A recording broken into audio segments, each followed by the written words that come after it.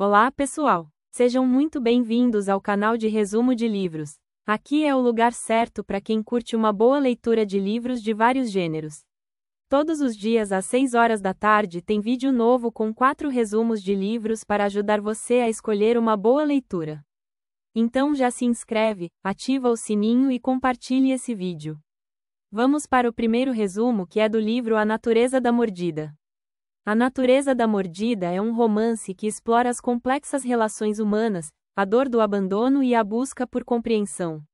A história se desenrola a partir do encontro entre duas mulheres, Olivia, uma jovem jornalista marcada por perdas, e Bia, uma psicanalista aposentada que lida com lapsos de memória. O primeiro encontro ocorre em um sebo improvisado, onde Bia, ao perceber Olivia chorando, pergunta: "O que você não tem mais que te entristece tanto?" Essa pergunta desencadeia uma série de encontros dominicais entre as duas, onde compartilham suas histórias e dores. Olivia revela que, desde a infância, enfrenta o luto pela morte precoce de seu pai e a perda de sua melhor amiga, Rita, que a afastou sem explicações. Esse abandono inexplicável a persegue por anos, tornando-se uma ferida aberta em sua vida. Por outro lado, Bia compartilha sua experiência de abandono pelo marido, Teodoro, e como isso afetou sua relação com a filha Teresa. Bia, que antes era uma mulher ativa e respeitada, agora enfrenta os desafios da velhice e da perda de memória, tentando preservar suas lembranças através de anotações. À medida que as duas mulheres compartilham suas histórias, o leitor é levado a refletir sobre as complexidades das relações humanas, o impacto do abandono e a busca por significado em meio à dor. O romance alterna entre as perspectivas de Olivia e Bia, oferecendo uma visão profunda de suas emoções e experiências. A escrita de Carla Madeira é sensível e poética, capturando as nuances da dor, da perda e da esperança.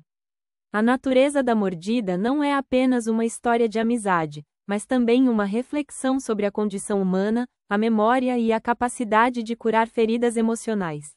Ao longo da narrativa, as personagens enfrentam seus passados, confrontam suas dores e buscam compreensão, mostrando que, mesmo nas circunstâncias mais difíceis, há espaço para a cura e para a construção de novas conexões. E agora vamos para o segundo resumo, que é do livro 100 Anos de Solidão. 100 Anos de Solidão narra a saga da família Buendia, ao longo de 7 gerações, na fictícia cidade de Macondo, fundada por José Arcádio Buendia e sua esposa Úrsula Iguarã. A história é marcada por realismo mágico, repetição de destinos e uma forte crítica à história social e política da América Latina. José Arcádio Buendia é um homem obcecado por invenções e descobertas científicas, o que o leva à loucura e à reclusão. Sua esposa Úrsula, forte e determinada, é quem mantém a família unida. O casal tem 2 filhos, José Arcádio e Aureliano. José Arcádio é impulsivo e foge com uma cigana, enquanto Aureliano, futuro coronel, vive uma trajetória marcada por guerras civis e profunda solidão. O coronel Aureliano Buendia, um dos personagens centrais, se envolve em dezenas de guerras, mas nunca encontra um propósito real. Ele representa a frustração revolucionária e o fracasso político. Sua vida termina de forma melancólica, isolado e desiludido. A cidade de Macondo cresce, se desenvolve, mas também se corrompe e entra em decadência. A chegada da Companhia Bananeira Americana, com sua exploração dos trabalhadores, simboliza o imperialismo e a perda da inocência do povo. Um massacre de trabalhadores, apagado da memória oficial, marca o ponto de ruptura da história da cidade. Cada geração da família Buendia repete os mesmos erros. Nomes se repetem, José Arcádio, Aureliano, os destinos se espelham, e os personagens vivem entre a paixão intensa e a solidão absoluta. Amores incestuosos, casamentos trágicos e buscas por sentido são constantes. A solidão é o verdadeiro protagonista da obra. Úrsula vive quase 100 anos, observando as repetições dos erros familiares. Mesmo com sua lucidez, ela não consegue evitar o declínio da família. Com o tempo, os Buendia se isolam cada vez mais em suas obsessões e memórias, e a cidade de Macondo vai desaparecendo na poeira do esquecimento. O último membro da linhagem é Aureliano Babilônia, fruto de uma relação incestuosa. Ele decifra os pergaminhos escritos pelo cigano Melquíades, que previam toda a história da família. Ao terminar a leitura, percebe que Macondo está condenada ao esquecimento, e que tudo já estava escrito, inclusive o seu fim. Assim, ele morre junto com a cidade, encerrando o ciclo. 100 anos de solidão é uma alegoria poderosa da América Latina, um continente cheio de potencial, mas marcado por ciclos de violência, esquecimento e fracasso.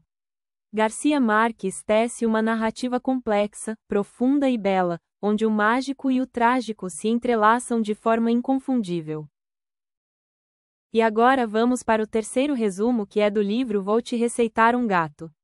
Vou Te Receitar um Gato é um best-seller japonês que narra histórias emocionantes de pessoas que encontram cura e transformação por meio da companhia de gatos.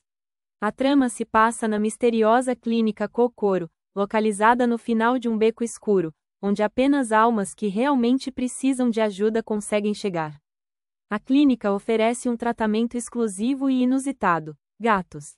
Sob a orientação do excêntrico Dr. Nike e sua enfermeira mal-humorada, Chitose, os pacientes recebem a prescrição de um gato para ajudá-los a superar suas dificuldades emocionais. Cada capítulo do livro apresenta um novo paciente e sua jornada de transformação ao conviver com o felino designado. Um corretor de investimentos, após ser demitido, encontra alegria inesperada ao cuidar de um gato. Um homem de meia idade, inicialmente cético, descobre paz no trabalho e em casa. Uma mãe cansada se reconecta com sua filha ao dividir a responsabilidade de um gatinho.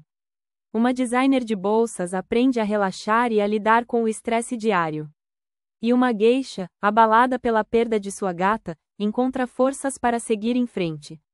A presença dos gatos, com suas travessuras e carinhos, proporciona aos pacientes momentos de alegria e reflexão. Embora o tratamento seja simples e não convencional, os efeitos são profundos e transformadores. Os gatos, com sua natureza brincalhona e afetuosa, ajudam os personagens a enfrentarem seus medos, superarem traumas e redescobrirem a felicidade nas pequenas coisas da vida. A obra de Ishida S.U. se insere no gênero de ficção de cura, caracterizado por histórias que promovem conforto e reflexão ao leitor. Com uma narrativa sensível e envolvente, Vou Te Receitar um Gato nos lembra do poder terapêutico da companhia animal e da importância de abrir o coração para novas experiências. E agora vamos para o quarto e último resumo, que é do livro A Morte de Ivan Ilitch. A Morte de Ivan Ilitch é uma das obras mais marcantes da fase final da vida de Tolstói, escrita em 1886. Trata-se de uma narrativa curta, mas profundamente filosófica e existencial, que acompanha os últimos meses de vida de Ivan Ilitch, um juiz russo de meia-idade, cuja doença terminal o obriga a refletir sobre sua existência. A história começa de forma irônica, com a notícia da morte de Ivan sendo recebida com frieza e hipocrisia por seus colegas de trabalho. Ao saberem de seu falecimento, pensam primeiramente em quem poderá ocupar seu cargo e se sentem secretamente aliviados por não serem eles os mortos. A narrativa então retorna ao passado para acompanhar a trajetória de Ivan. Desde jovem, ele é um homem comum, que busca uma vida correta, respeitável e dentro dos padrões da sociedade russa da época. Casa-se não por amor, mas porque era socialmente conveniente. Trabalha com afinco e sobe na carreira jurídica, movido pelo desejo de status e reconhecimento. Sua vida, aparentemente ordenada, começa a ruir quando ele adoece de forma misteriosa. A princípio, são apenas dores nas costas, mas com o tempo sua condição piora, e ele passa a perceber que está, de fato, morrendo. O diagnóstico médico é impreciso, os tratamentos são inúteis, e os médicos, assim como seus colegas, se mostram indiferentes. Ivan Ilitch então se vê isolado, incompreendido por sua esposa e filha, que continuam levando suas vidas normalmente, preocupadas com aparência e convenções. Apenas Gerasim, o humilde criado da casa, demonstra verdadeira compaixão, cuidando de Ivan com paciência e humanidade. Ele é o único que não finge, que reconhece a realidade da morte com naturalidade. Conforme sua dor física se intensifica, Ivan mergulha em angústia moral. Ele começa a questionar toda a sua vida. E se toda a minha vida foi errada? Esse pensamento o atormenta. Ele percebe que viveu de forma superficial, buscando sempre o que era conveniente aos olhos dos outros, mas nunca o que era verdadeiro para si mesmo. Nos últimos momentos, Ivan experimenta uma transformação interior. Em meio ao sofrimento, encontra um tipo de iluminação. Ele deixa de resistir à morte e passa a aceitá-la como parte da vida. Com isso, sente compaixão por sua família e deseja libertá-los do sofrimento. Em um gesto simbólico de rendição e amor, ele morre em paz, libertando-se do medo que o consumia. A morte de Ivan Ilitch é, acima de tudo, um convite à reflexão sobre como estamos vivendo. Tolstói nos força a encarar uma verdade universal: todos vamos morrer, mas nem todos viverão de fato. Com linguagem clara e poderosa, o autor nos conduz a um encontro íntimo com a angústia e, paradoxalmente, com a libertação. E aí, gostaram? Se inscreve no canal, deixe o seu like, ative o sininho e compartilhe esse vídeo para ajudar a crescer o canal. Até a próxima!